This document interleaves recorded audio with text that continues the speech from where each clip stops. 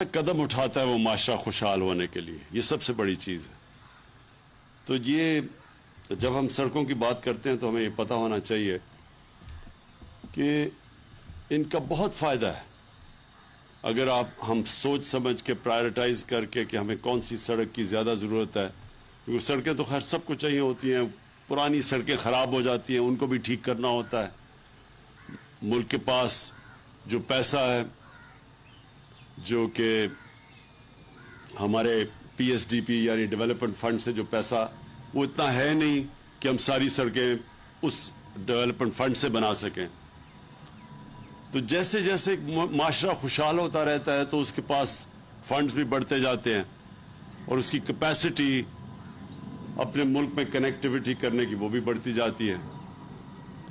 پہلے تو میں یہ دو چیزوں پہ آ جاؤں، دونوں یہ جو سڑکوں کا آج آغاز کیا ہے، میں یہ دو چیزوں پہ آ جاؤں، دونوں یہ جو سڑکوں کا آج آغاز کیا ہے۔ ایک تو بہت امپورٹنٹ سڑک ہے، پاکستان کی ویسٹرن روٹ ہے، یہ جو انڈس ہائی وے سے آگے آتی ہے اور پھر یہاں سے کنیکٹ کرتی ہے پشاور کو کوہاٹ سے۔ یہ بڑی امپورٹنٹ سڑک ہے اور اس میں ٹریفک بڑا ہوتا ہے، اور یہ سارا جو قبائلی علاقے کا جو کیونکہ سینٹر ہے پشاور سارے پختونخوا کا، تو ان سب کا جب ادھر آنا ہوتا ہے تو یہ بڑی امپورٹنٹ سڑک ہے جو کنیکٹ کرتی ہے سارے علاقے کو۔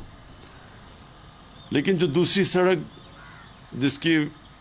جس کی آج ہم نے انوگریشن کی اور یہ آگے جا کے چترال کو کنیکٹ کرے گی گلگت تک، ابھی تو کنیکٹ کر رہی ہے شندور تک، ہاں شندور تک، تو آگے جب جا کے یہ گلگت کو بھی کنیکٹ کرے گی، کیونکہ میں اس سڑک پہ گیا ہوں، یہ سارا چترال سے لے کے میں نے خود ڈرائیو کر کے گیا ہوں گلگت تک۔ لوگوں کو پوری طرح اندازہ نہیں ہے اس کی اہمیت کا۔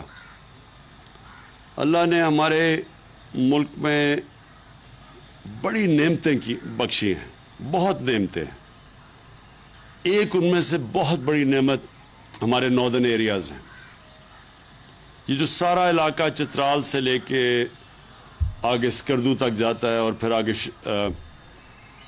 اس سے چائنا تک جاتا ہے، یہ سب علاقہ ایک ایسی ہمارے لیے اللہ نے نعمت بخشی ہے کہ ابھی تک ہم اس کا پوری طرح فائدہ ہی نہیں اٹھا سکے، کیونکہ ہمیں خود ہی کسی کو بدقسمتی سے زیادہ ہمارے حکمرانوں کو پتہ ہی نہیں ہے اس علاقے کا، لہٰذا انہیں پتہ ہی نہیں تھی اس کی خوبصورتی کیا ہے۔ ہمارے کئی جتنے بھی حکمران آئے پچھلے 30-35 سال میں، تو گرمیاں اپنی وہ لنڈن بڑے بڑے محل وہاں خریدے ہوئے ہیں، تو وہاں جانا پڑتا ہے ان کو تو اندازہ ہی نہیں ہے کہ یہ سارا جو ہمارا ناردرن ایریا اور یہ جو سارا ہمارا چترال کا آگے تک گرم چشمہ، یہ جو سارا علاقہ ہے، اس میں کتنی خوبصورتی ہے۔ میں پہلی دفعہ اس سارے علاقے میں گیا تھا جب میں 15 سال کا تھا اپنے اسکول کے ساتھ، تب تو بھی کاراکورم ہائی وے بن رہا تھا اس وقت، تو مجھے تو تب سے اس علاقے کو دیکھا ہے آہستہ آہستہ تبدیل ہوتے ہوئے۔ جب یہ بالکل کنیکٹڈ نہیں تھا، وہاں لوگوں کو بالکل کٹ آف تھے لوگ وہاں کے، یہ سارے ناردرن ایریاز کے، چترال کے بھی۔ تو مجھے یاد ہے ہم اسکول کا ٹریک تھا، ہم اپنے اسکول کے ساتھ گئے تھے، تو ہر چھوٹے گاؤں کے لوگ جب جا رہے ہوتے تھے تو سب گاؤں باہر آ جاتا تھا اور وہ پھل لے کے کھڑے ہوتے تھے، کیونکہ اتنے کم وہ دیکھتے تھے لوگوں کو، تو وہ یعنی مہمان نوازی ایسی تھی کہ ہمیں پھل آفر کرتے تھے جب ہم ایک چھوٹے گاؤں، مجھے ابھی ہنزا کا بھی یاد ہے، جب وہاں بھی گئے تو وہاں بھی لوگ کھڑے ہوئے تھے۔ اب یہ علاقہ کنیکٹ تو ہو گیا کاراکورم ہائی وے سے، لیکن یہاں اتنی زیادہ جگہیں ہیں جن کا لوگوں کو پتہ ہی نہیں ہے، اور وہ صرف پاکستانیوں کے لیے نہیں، یہ ساری دنیا کے لیے ایک ٹورزم کا ایک سینٹر بن سکتا ہے۔ اس کے لیے صرف کنیکٹیوٹی کی ضرورت ہے، اور یہ جو سڑک آج جو ہم نے آغاز کیا اس کا، یہ ابھی لوگوں کو نہیں اندازہ، یہ آج سے 5-10 سال کے بعد اس ملک کو اندازہ ہوگا کہ یہ کتنا بڑا ایک علاقہ کھول رہا ہے اور اس سے کتنا زیادہ ٹورزم سے اس سارے علاقے کو بھی فائدہ ہوگا اور پاکستان کو بھی فائدہ ہوگا. دنیا بدل گئی ہے. موبائل فون نے دنیا بدل دی ہے. پہلے تو ہوتا تھا کہ آپ کو اشتہار لینے پڑتے تھے اور جا کے لوگوں کو فوٹوگرافرز کو بھیجنا پڑتا تھا, پھر وہ علاقوں کی تصویریں لیتے تھے, پھر آپ دنیا کو بتاتے تھے کہ جی یہ بھی یہ خوبصورتی ہے, یہ ایڈورٹائز کرتے تھے. اب اس کی کسی چیز کی ضرورت نہیں ہے. لوگوں کے پاس موبائل فون ہے, لوگ وہاں جاتے ہیں علاقے میں, اپنے موبائل فون سے تصویریں لیتے ہیں, اپنی فیس بک پہ تصویریں لگا دیتے ہیں. ساری دنیا کو پہلی دفعہ پتہ چلتا ہے کہ اچھا یہ پاکستان ہے. میں جب گیا آج سے کچھ 4 سال پہلے اپنے ناردرن ایریاز میں نے اپنے بچوں کو لے کے گیا تو میں نے دیکھا کہ وہاں سب ہوٹل بھرے ہوئے تھے. اور ہوٹل بھرے ہوئے کس سے تھے؟ جو ہمارے پاکستانی یورپ میں رہتے ہیں, انگلینڈ میں رہتے ہیں, امریکہ میں رہتے ہیں. تو میں ان سے پوچھا, میں نے کہا کہ آپ کیسے آئے؟ کہتے وہ میرا کوئی جانے والا تھا, وہ گیا, اس نے جب تصویریں اپنی فیس بک پہ لگائیں, جب میں نے وہ دیکھی تب ہم نے فیصلہ کیا یہاں آنے کا. سب بھرے ہوئے تھے ہوٹل. تو سوچیں کہ یہ تو ابھی تھوڑی سی جگہ انہوں نے لوگوں نے دیکھی ہیں جو ایکسیسیبل ہیں سڑک سے, جدھر ہماری سڑکیں پہنچ گئی. باقی علاقہ کا تو لوگوں کو پتہ ہی نہیں ہے. اور یہ جو علاقہ ہے, کیونکہ یہ بڑی مشکل سڑک ہے, کیونکہ میں نے پھر سے کہا میں ڈرائیو کر کے گیا ہوں بہت پہلے, تو اس سڑک پہ تو بہت کم لوگ گئے ہیں.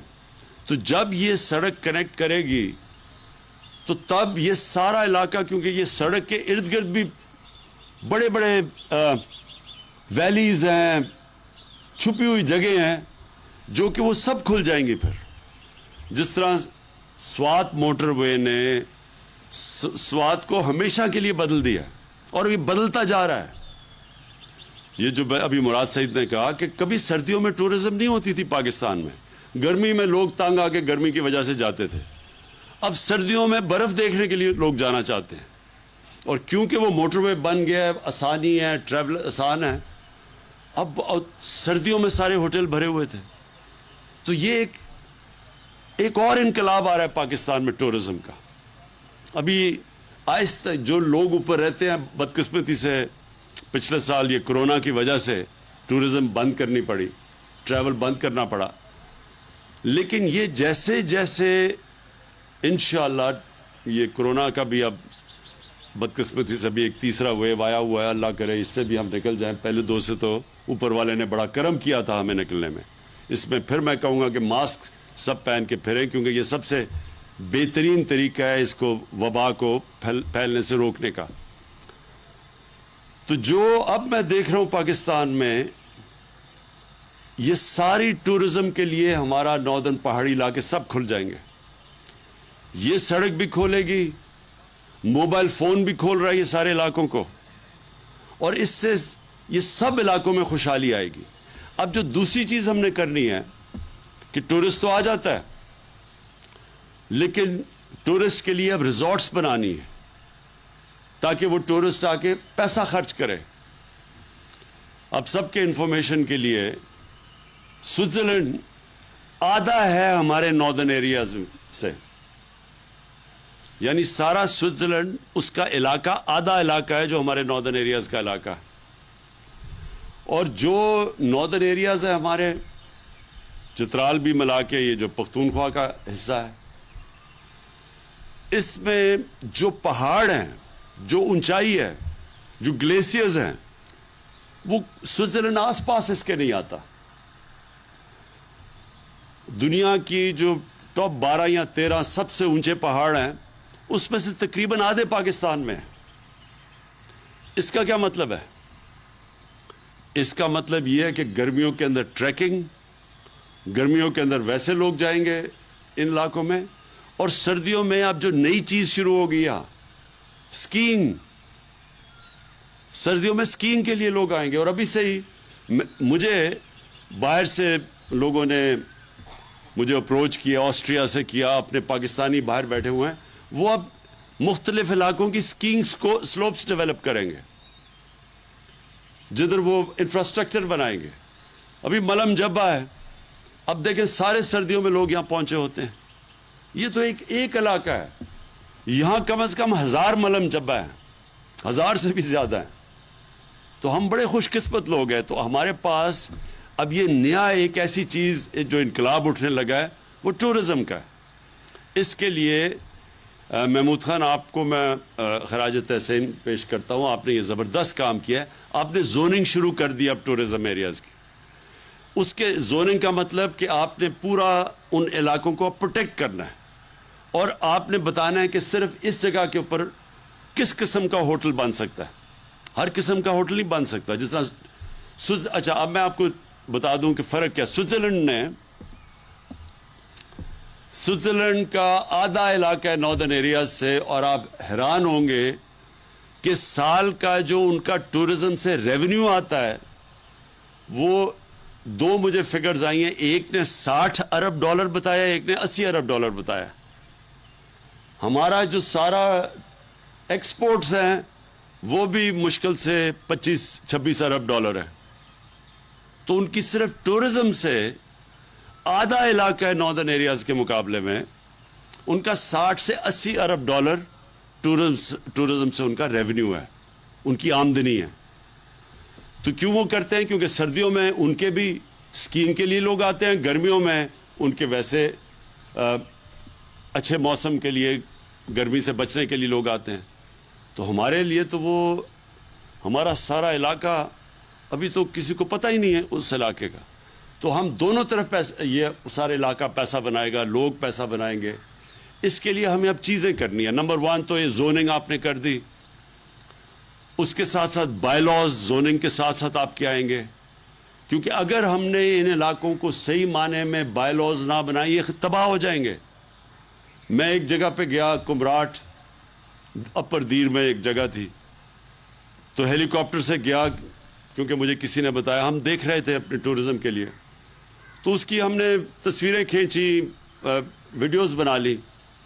وہ ہم نے جب میں نے اپنے وہ ٹویٹر کے اوپر اور فیس بک پہ ڈالی تو آپ حیران ہوں گے کہ 2-3 ہفتے میں 1 لاکھ لوگ وہاں پہنچ گئے. اب 1 لاکھ لوگ جب پہنچ گئے تو وہاں تو کوئی انفراسٹرکچر ہی نہیں ہے، تو وہاں گندگی تھی، گند پڑا رہا، چیزیں یعنی کچھ اسٹرکچر ہی نہیں تھا. تو اس لیے ضروری یہ ہے کہ ہم ان سارے علاقوں کے بائی لاز بنائیں.